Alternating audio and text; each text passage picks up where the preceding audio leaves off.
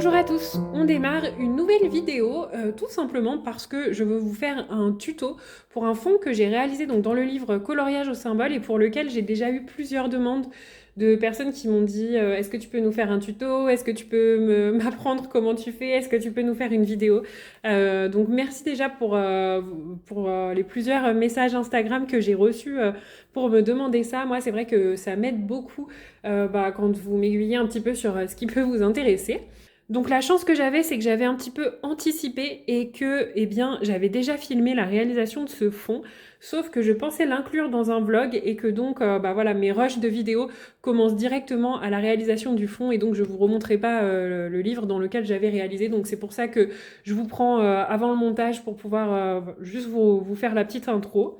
Donc ce fond a été réalisé dans le livre Coloriage au symbole que j'ai eu la chance de recevoir de la part des éditions Hachette.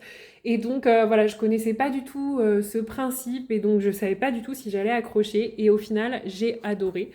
Et donc le premier que j'avais réalisé, c'était, comme vous le savez, donc je vais pas m'attarder dessus, le lion avec voilà, cet effet flamme que j'ai rajouté en bas. Donc si là le tuto vous intéresse, il est déjà présent dans la vidéo unboxing du colis, donc le premier unboxing de Hachette.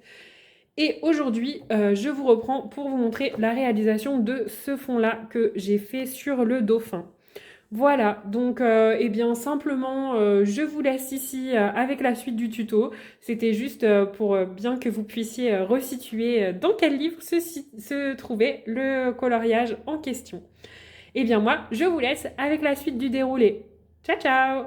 Alors, avant de commencer le tutoriel à proprement parler, je vous ai remis ici une petite photo des pastels que je vais utiliser donc dans cette vidéo.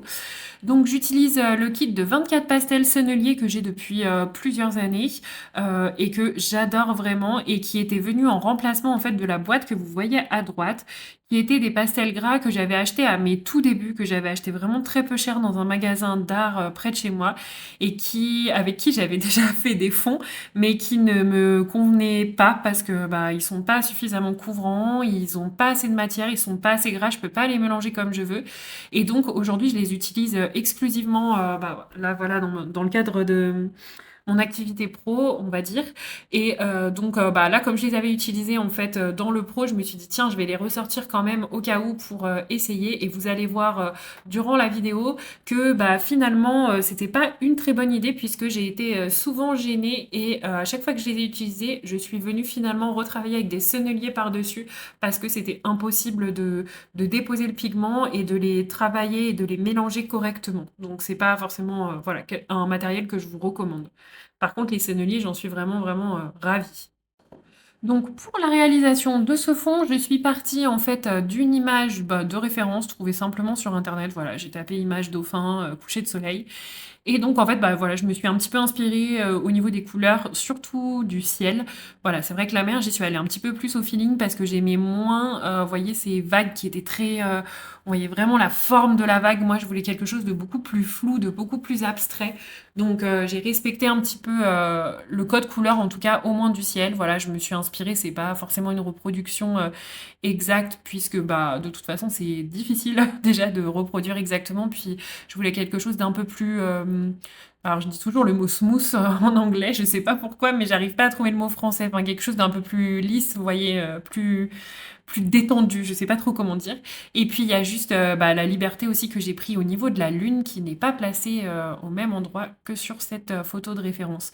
Mais en tout cas, prendre une photo référence, ça peut vraiment aider dans la réalisation de nos coloriages.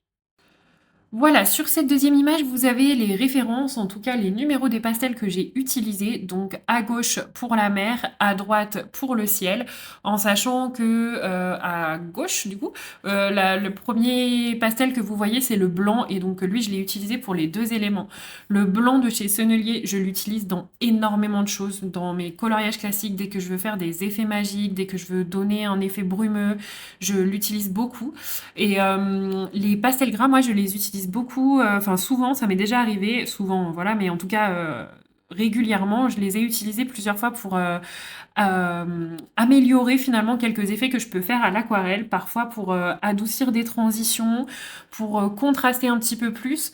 Je pense peut-être à plusieurs coloriages. Bon, un de mes débuts, donc je sais pas si vous le retrouverez. Enfin, en tout cas, il sera loin dans mon Instagram. Il y a peut-être le ciel orageux que j'ai fait dans un coloriage des riz. Je pense que je vous l'ai déjà montré. Et puis sinon, vous le retrouverez pareil sur Instagram ou je vous le remontrerai s'il y en a qui me demandent.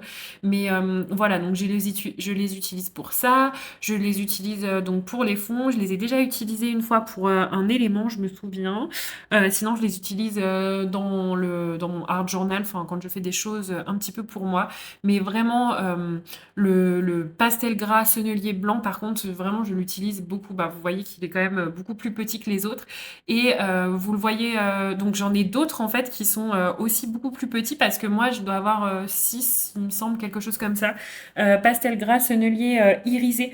Donc en fait, il m'arrive aussi parfois pour le blanc d'utiliser le blanc irisé, voilà, pour donner un petit effet supplémentaire.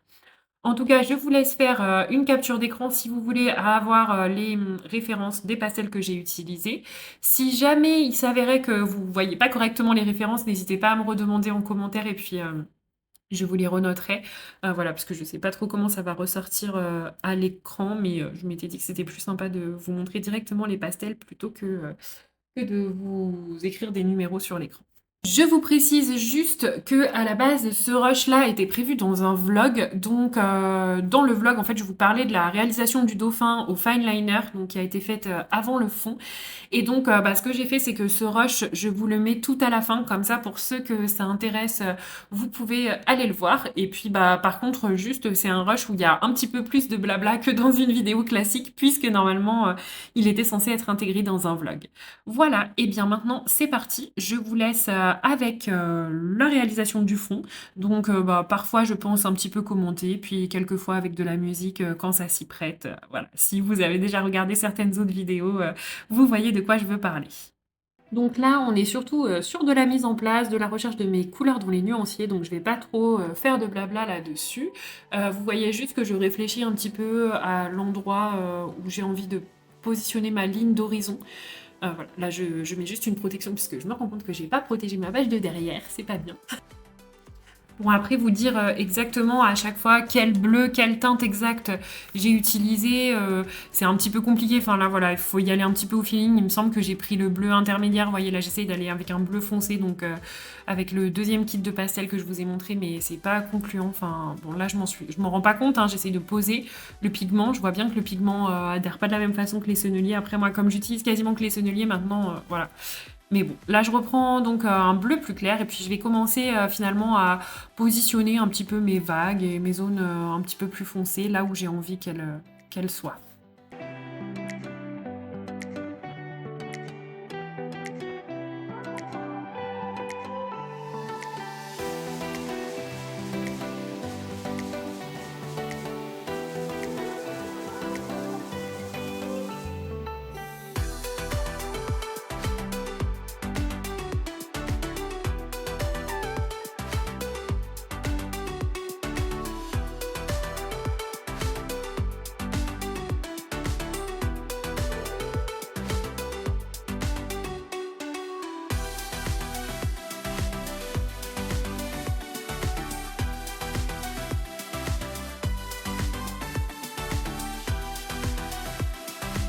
Donc là, vous voyez, j'ai vraiment joué avec mes deux bleus intermédiaires, commencé à les poser. Et là, vous me voyez donc prendre le pastel un peu plus foncé.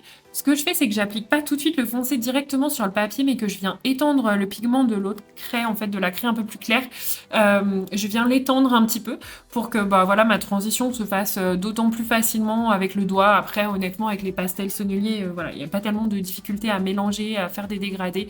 Ça se fait assez facilement. Voilà, je viens rajouter à des endroits où j'ai envie que ce soit un petit peu plus sombre. Là, je reprends un petit peu mon pastel, du coup, qui est plus clair, qui est l'intermédiaire un petit peu plus clair. Et donc là, je viens jouer et je viens rajouter finalement un petit peu des nuances plus claires dans la mer. Donc là, finalement, bah voilà, le principe, c'est de mélanger un petit peu les pigments, puis de les étirer pour que les dégradés se passent de façon naturelle, on va dire. Là, je prends encore une fois ma teinte de bleu encore un peu plus claire et donc bah, je viens procéder de la même façon dans les zones de lumière que j'ai laissées. Donc je viens voilà, combler un petit peu mes petits trous. Voilà, un petit peu de partout. Après, voilà, vous pouvez positionner en fait vos couleurs, votre bleu de la façon dont vous voulez, hein. Ça dépend vraiment de l'intensité que vous avez envie de donner à votre mer, de la couleur. Est-ce que vous voulez une mer plus foncée, plus claire, plutôt turquoise, bleu, plutôt ciel? Enfin voilà, ça c'est vraiment à vous de voir.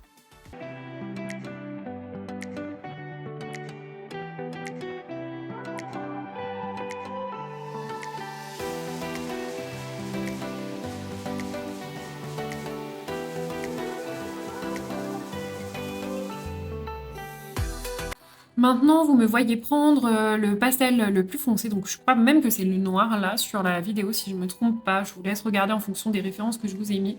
Et donc là, c'est pareil, ça c'est vraiment personne dépendante. Vous voyez, moi je mets du noir ou en tout cas du très foncé parce que j'aime que ce soit très contrasté.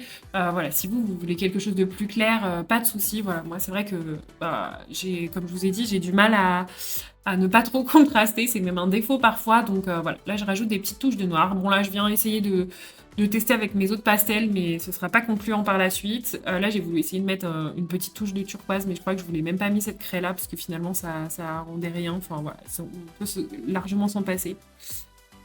Après si vous avez envie d'essayer, allez-y, hein. Je crois que j'en ai mis un tout petit peu, mais vous voyez, j'ai pas trop insisté.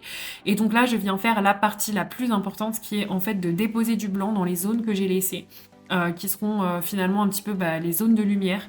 Voilà. Et donc là, vraiment, le blanc, il est à pas négliger, puisque c'est ce qui va donner du relief à votre coloriage.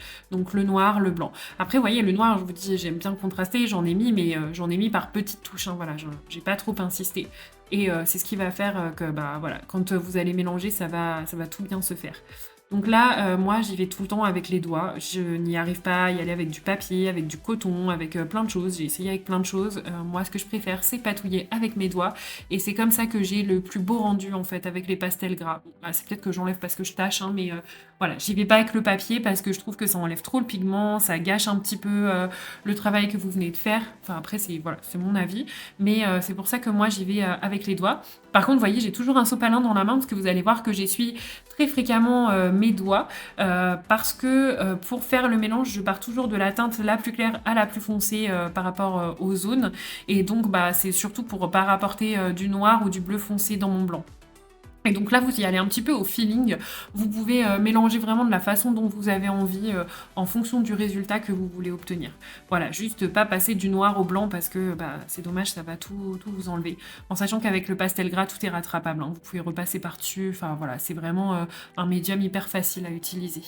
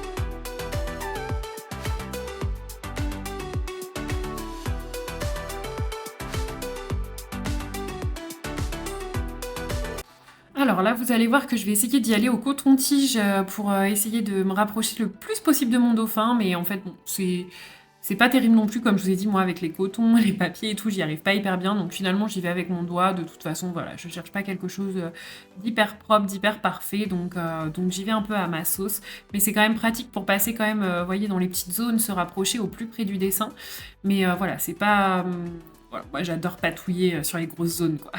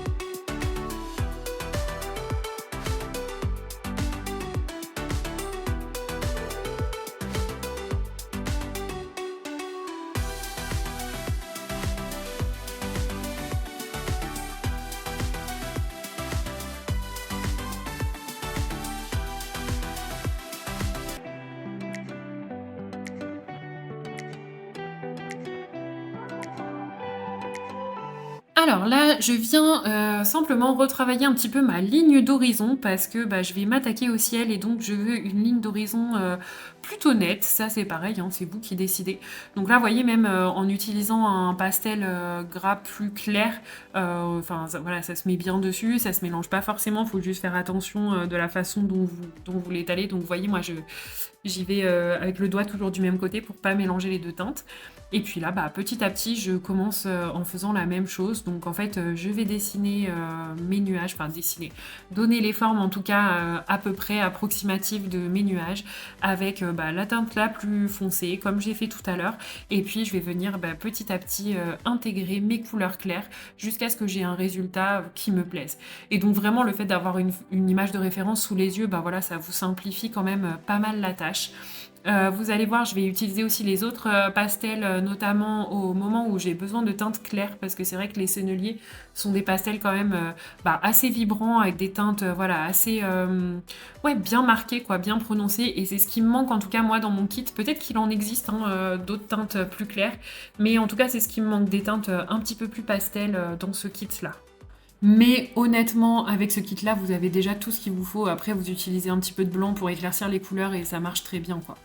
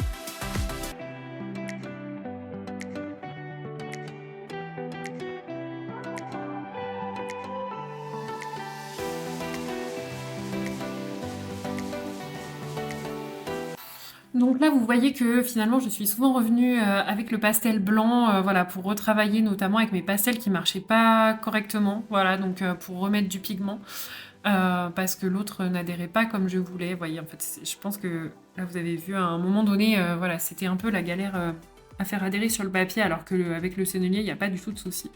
Voilà, toujours l'importance en fait de bien mettre du blanc et de faire des zones de lumière, voilà, comme vous en avez envie. Et puis bah moi, l'importance là pour le dessin que je voulais, d'aller du plus clair au plus foncé pour pas mélanger toutes mes teintes. Et puis bah voilà, pour pas faire un gros blougui boulga. Voilà, je cherchais le... Bon voilà, pas faire un mélange, c'est juste qu'il faut y aller, voilà, tranquillement et en partant bien de ce qu'on a envie de faire. Voilà, si vous voulez faire un dégradé tout simple sans faire un effet, vous pouvez très bien partir du foncé au clair. Je suis sûre que ça marchera très bien. Moi, je pense que je l'ai d'ailleurs déjà fait. Voilà, là, c'est juste que bah, voilà, je voulais donner en tout cas une espèce de forme de nuage dans mon ciel. Donc là, je continue à bien étaler jusqu'à ce que j'ai le rendu qui me convienne. Donc voilà, je voulais juste vous préciser, peut-être si ça vous intéresse, de vous dire que la vidéo là, elle a été réalisée en x3 en fait, le tuto. Donc si ça vous intéresse comme ça, vous pouvez essayer d'évaluer un petit peu sur le temps où j'ai filmé le fond, combien de temps ça peut vous prendre. Mais voilà, c'est quand même quelque chose d'assez rapide. Donc voilà, vous multipliez par 3, je ne sais pas exactement combien il y a de temps de rush pour le fond, mais vous multipliez par 3, ça vous donne la durée que j'ai mis pour le faire, en sachant que je pense que moi, j'ai mis un peu plus de temps, parce que bah voilà, je suis distraite, forcément je filme, je vérifie que je suis bien dans le cadre, vous voyez, là je le vois. Donc j'ai essayé de couper un petit peu ces moments-là, mais j'ai vu au moins deux ou trois passages où je vérifie, où je check, quoi. Donc vous, ça sera sûrement un petit peu moins long. Alors là maintenant, je décide de positionner ma lune. Donc si vous êtes hyper balèze pour faire des ronds, vous pouvez y aller totalement à main levée. Moi, je vous avoue que je suis un peu une quiche pour faire ça. Donc c'est pour ça que je prends ma petite règle avec mes ronds et que je triche. Et donc voilà, je me mets pas au bord du rond, mais voilà, je pose mon pigment à côté et j'y vais avec le doigt en fait pour donner cet effet un petit peu diffus à ma lune. Et puis une fois que je l'ai faite, finalement je viens retravailler comme j'en ai envie avec mon blanc pour lui donner finalement l'intensité que j'ai envie. Donc moi voilà, je voulais quelque chose qui tranche quand même un petit peu. Donc c'est pour ça que je suis venue retravailler cette petite lune.